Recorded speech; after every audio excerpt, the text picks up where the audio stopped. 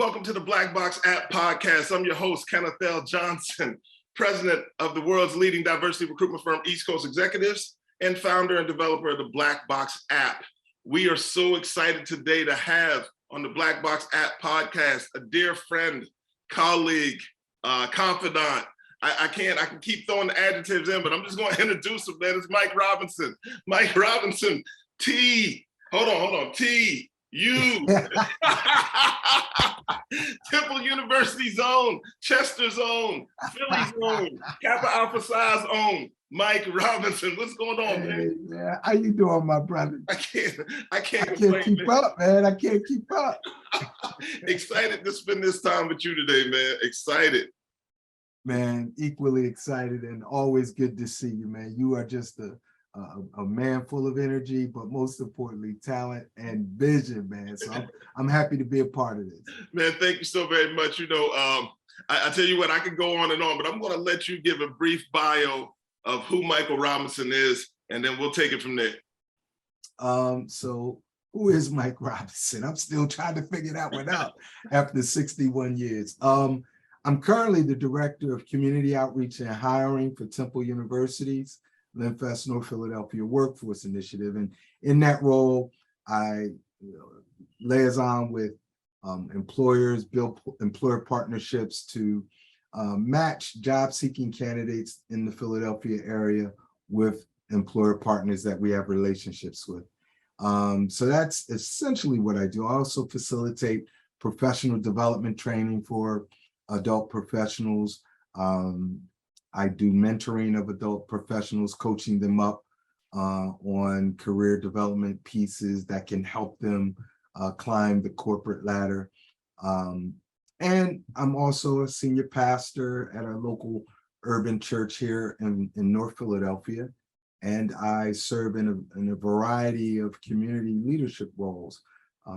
Kappa Alpha Psi, I'm an appointed committee member for our transit system here in Philadelphia, representing Delaware County. I'm also an alumni of the FBI Citizens Academy. I'm an alumni of the U.S. Justice Department's DEA Citizens Academy. And I'm a police chaplain here in Philadelphia. Those are just a few of my community outreach roles. Mr. Philadelphia. Hey, listen, I know, one of the things that is really interesting about the work you do, and I think what's impactful about it, and I'm sure you had a kind of say in the way this played out, but in your role, specifically, you support North Philadelphia and the zip codes within North Philadelphia and assist those individuals, which if people aren't from Philly or if you don't know about Philadelphia, North Philadelphia is a very diverse neighborhood, predominantly Black and brown individuals. And, as I understand it, in your role, specifically, you're assigned to support individuals from those zip codes with connecting with employment opportunities at Temple University. That's our primary target area. You are correct. We have an 8 zip code footprint that we focus on. That's our priority territory, but we can serve anybody in the tri-state area, particularly that 8 zip code cohort in North Philly. I love it. I love it. You always show up. I've reached out to you on several occasions and asked you to come through. We've been at Project Home together doing Connect to Work. We've been down at the Philly Urban League doing that work for them as well. So I always appreciate that. But I think one of the biggest examples of you coming through and supporting is the job fair that you kind of spearheaded and kind of have made really what it is today, in my opinion. Can you tell our listeners a little bit about that? And I believe it's coming up, am I correct? Absolutely. This is our 15th year at Temple University presenting the annual neighborhood job fair. This is Temple University's, probably Temple's University largest community outward-facing community service endeavor. And it's going to take place on Friday, June 17th from 9 a.m. to 1 p.m. This is the 15th year we're doing it. This year, we're adding a different element to it. We're adding a community resource village to the job fair so that people that may have certain needs, family needs, individual needs, they can meet with these different community agencies and find, services that can benefit them. And so traditionally, we draw at this event, about 1,000 people, 1,000 job seekers. We typically have between 50 to 100 or more employers at the event. And this year, we're co-partnering with the Pennsylvania Legislative Black Caucus. We partnered with them last year in doing it, and this year we're continuing the partnership. It worked out really well last year. We had Governor Wolf of Pennsylvania provide the welcome address last year. Wow. This year, we've secured Josh Shapiro.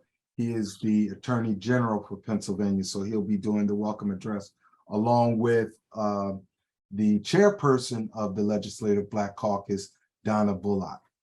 Man, Mike, you're a master networker and influencer, and it does not surprise me that people of that stature are supporting and coming out in support of the work you're doing over there at Temple. Listen, let's talk about this kind of, that doesn't happen overnight. So walk me through the Mike Robinson career journey. This young man leaves out of, I don't want to say Clarion. Was it Clarion? It was Clarion. Yeah. So this young, actually, let's just take it back. This young man leaves Chester High School, right? Yeah, man. And then take us from there. All right, from Chester High. I didn't even want to go to college. My mom forced it on me, man. And I thank God that she did. And so I followed my sister to Clarion. I got accepted at Roger Williams College in Rhode Island, and I decided to go Clarion because my sister was there.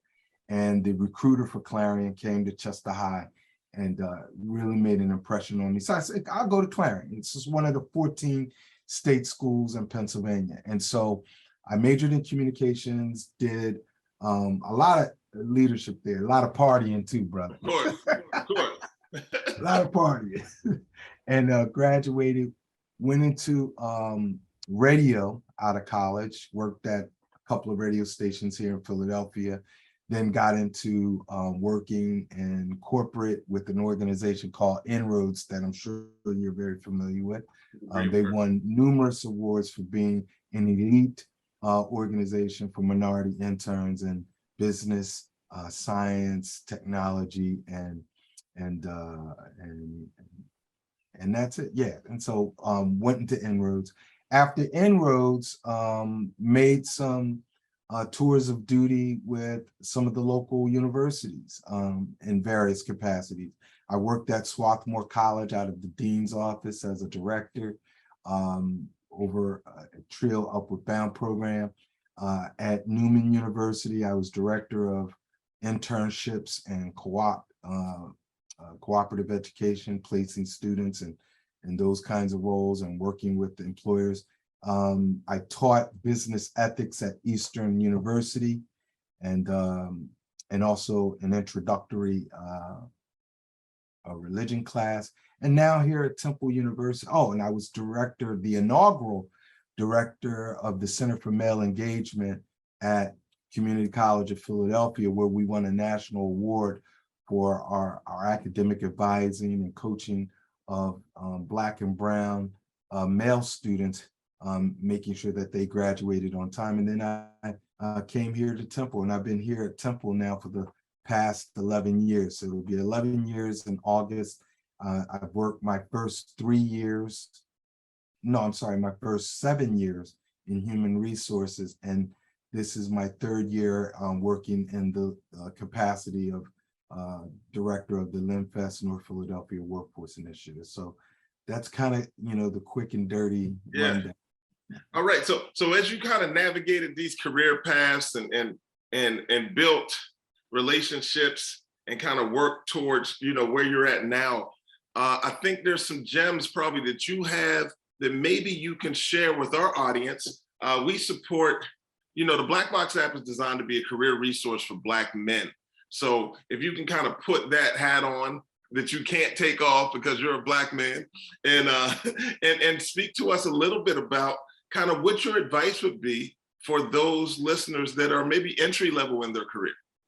So a couple of things: show up on time, be punctual, always show up. That's half the battle, showing up. So be present, be on time. One of my old heads told me, if you're early, you're on time, and if you're on time, you're late. So show up, be punctual, do your job well, make your supervisor look good. It's always important to make your supervisor look good. And you may not have the best chemistry with your supervisor, but always make your supervisor look good. Because when you do move on, nobody can refute the fact that you were an exceptional employee. And then support your team, your coworkers that you work with, support them when you can, promote your accomplishments big time on LinkedIn. Use LinkedIn as your biggest repository of documenting all of your accomplishments, videos, flyers, announcements of, speaking engagements, things like that. Always pump content on your LinkedIn page, because majority of American recruiters are on LinkedIn mining for talent. And so by you having a robust LinkedIn presence, that's going to help you professionally. Eat healthy and work out. A lot of people would be surprised that I would include that. But if you're not eating healthy and if you're not working out, you're not taking care of the temple, because you only get one body. And you got to stay on top of your grind. And in order to do that, you got to eat right and you got to exercise. And then read up on your profession and industry on a daily basis. Slice out an hour time for that. I didn't even think about the eat healthy and work out piece, because when you think about it, and that's valid and great advice for any career level. But when you're younger, you're probably burning the candle at both ends, right?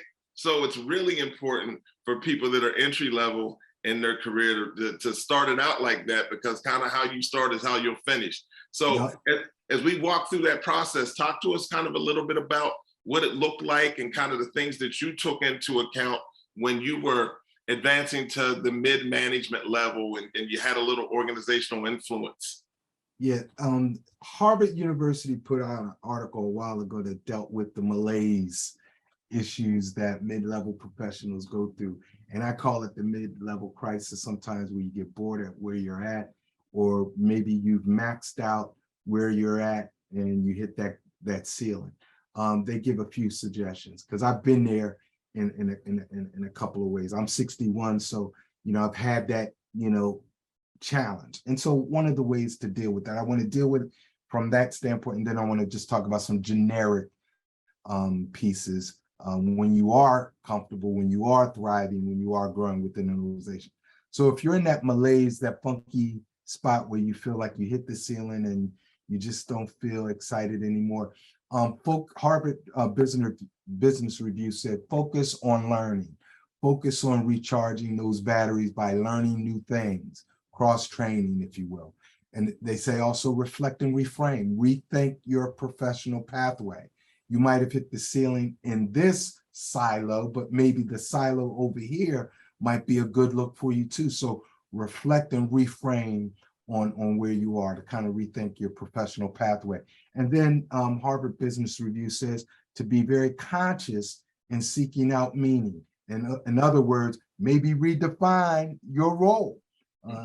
Your role might be director of human resources, but maybe expand that to include some other things. So reinvent yourself, in other words. Now, the Reed Group, which is one of the world's largest family-owned recruiting firm, they give a couple of suggestions for mid-level professionals. And I like these suggestions.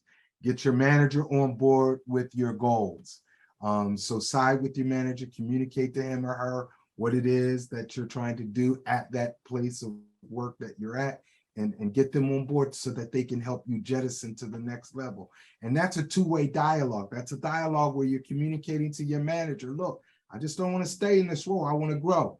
Create a personal action plan, seek out opportunities for development. When your company offers those free training programs, take advantage of those free workshops, because those workshops could cost you thousands of dollars elsewhere, but take advantage of them when they're offered at your job.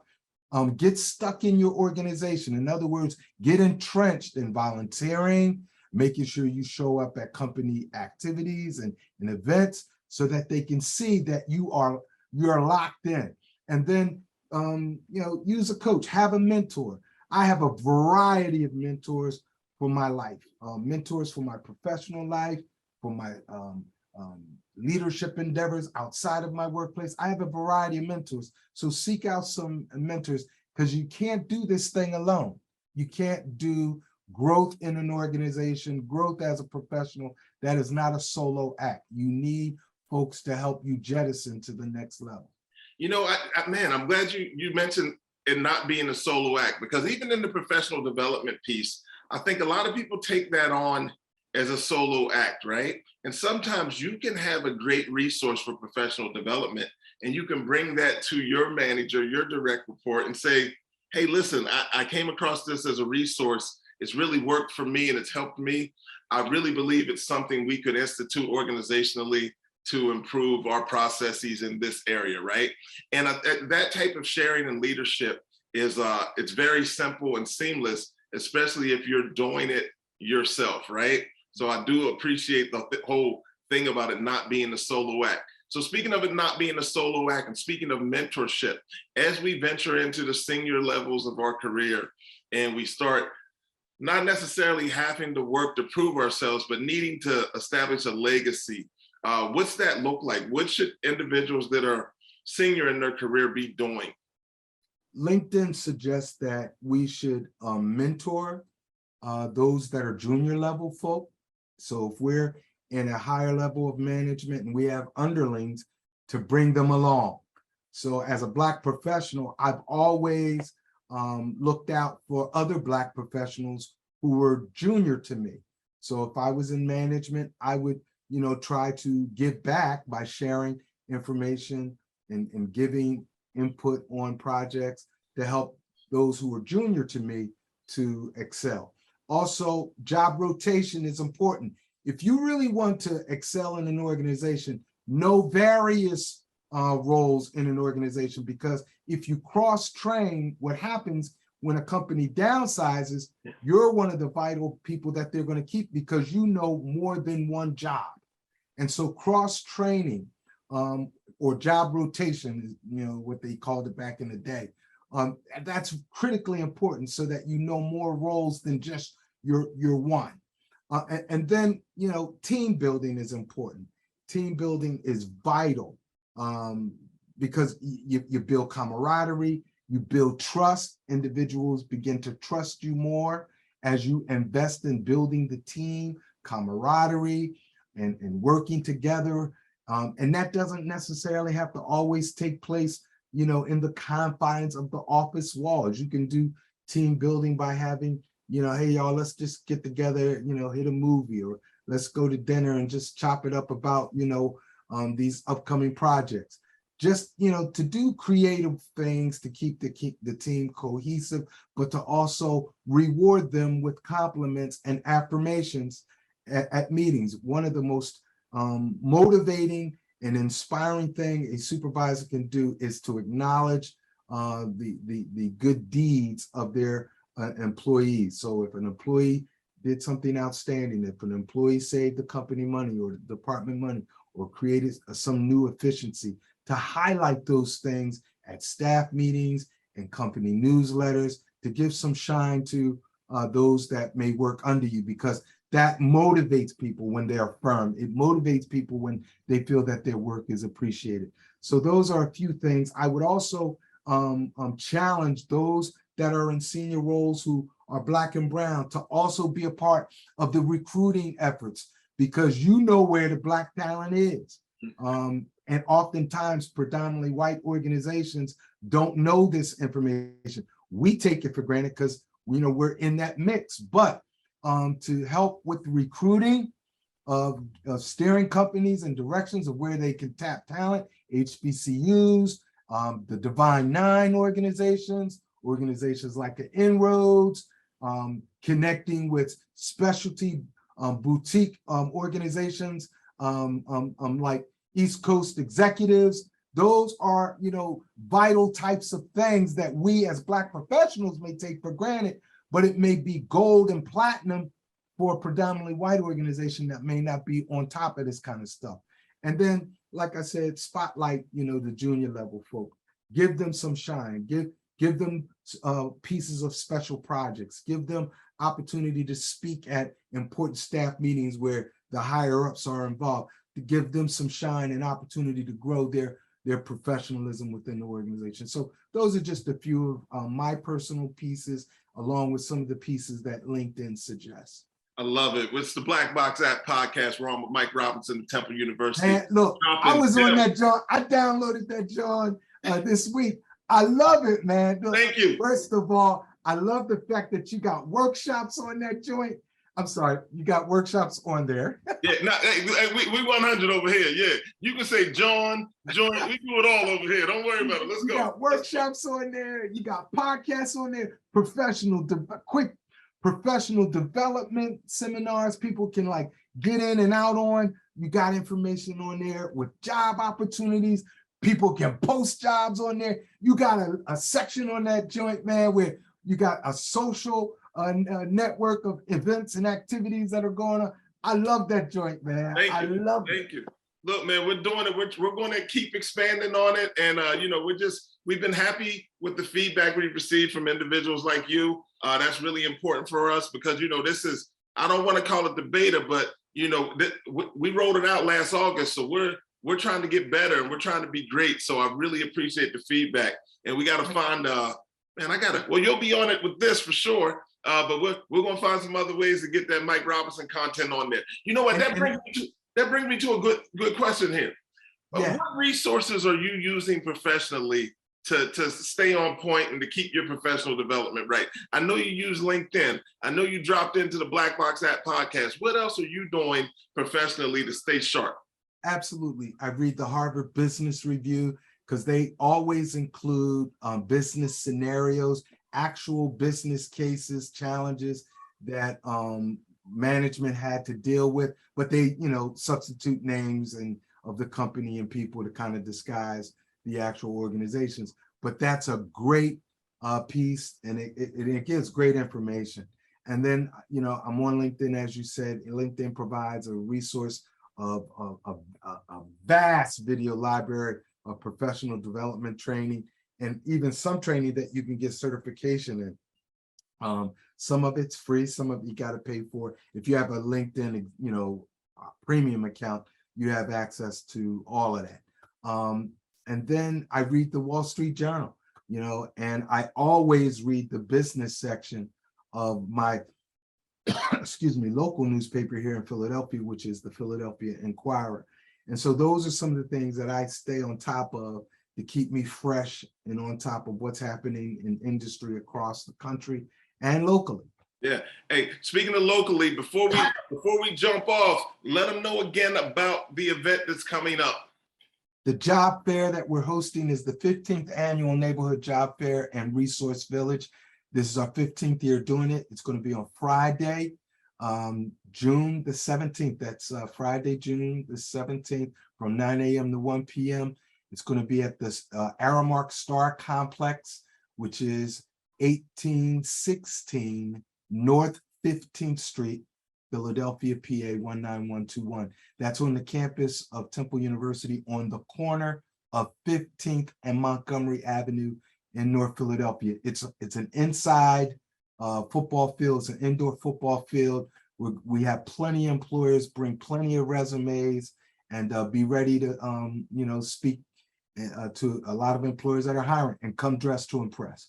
And no matter where you live, Mike has companies with a national presence there. So you'll be able to meet and connect with influencers that can support your career aspirations across the board. Hey, we're coming through, man. The Black Box App, East Coast Executives, we're coming through on the 17th. We're gonna come out to Philly and hang out with Mr. Robinson and all the great people out there in North Philly. So I'm excited about that as well. Listen, Mike, let the listeners know how they can stay connected to you and your content. Absolutely. 215-204-0677. Again, that's 215-204-0677. And my email is mike.robinson@temple.edu. mike.robinson@temple.edu. Man, listen, this is what we do on the Black Box App podcast. It's family. He's giving away phone numbers, email addresses. He didn't just send you to LinkedIn. He didn't say, hey, I'm on LinkedIn, or you can follow my Instagram, or you can hit me on Twitter. Nah, Mike gave a phone number. Mike, that might be his cell number. That might be, that's not the backbone. That's not the backbone. That's not the backbone. Hey, look, man. Only you have that number. I got that one. I got it, and I use it often. Look, listen, and if you're in need of the word on Sunday, please don't hesitate to reach out to him there as well, right? Mike, give him the church information. Yep, Greater Enon Missionary Baptist Church. We're at the corner of 22nd and Berks, a minute's walk from Temple University, and our address is 1854 North 22nd Street, Philadelphia, PA. 19121, and our Sunday service is 11 to 12. I love it. This is what we do. It's the Black Box App Podcast. Kenneth Johnson, Mike Robinson. Listen, Mike, we really appreciate you coming through and showing up big time for all of our listeners and all the supporters of the Black Box App.